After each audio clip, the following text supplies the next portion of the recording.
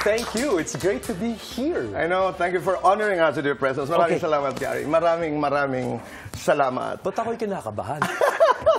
Parang hindi ka panipaniwala. I was asking you off stage, do you have a ritual?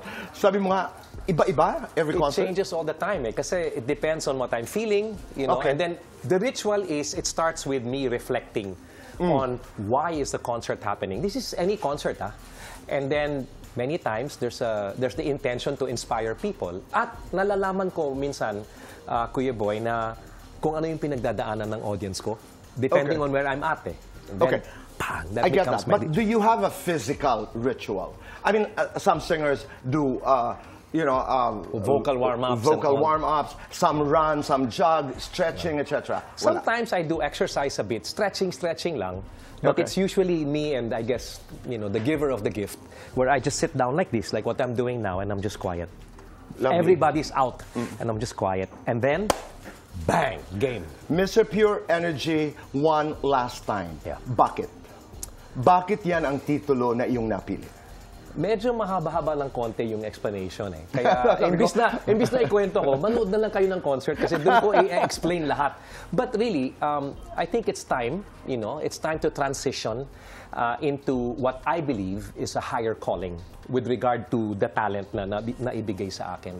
And that's really to inspire more people now more than ever before. Tama ba ang mga nabasa ko that this is a transition, this is not a goodbye, no. Gary's not retiring, pero hindi mo rin masisi si Gary. You're so loved, and your fans and your followers and even music lovers were very emotional. We're very, very emotional about it because speculations were rife about, is Gary going? I mean, hindi na siya magko-concert. So, we're taking this chance to say, no, Gary is not saying goodbye.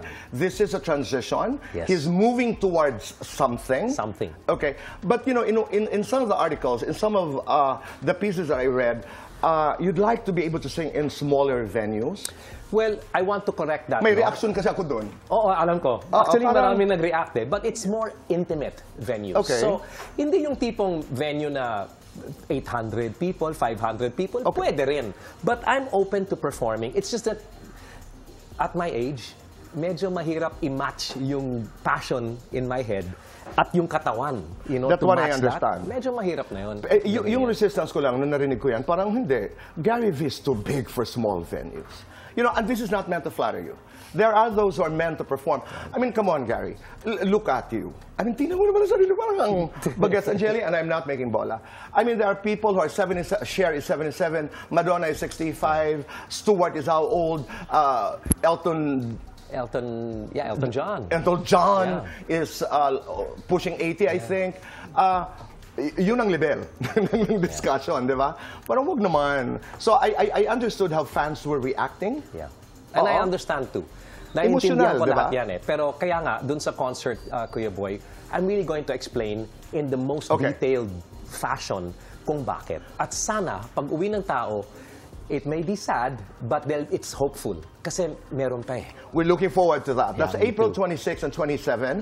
Plus, there's an extension already on May 10. Yes, on May 10. Okay. Maraming salamat sa lahat ng mga nakabili na ng tickets. Mall of Asia Arena. Arena, that's Pure Energy one last time.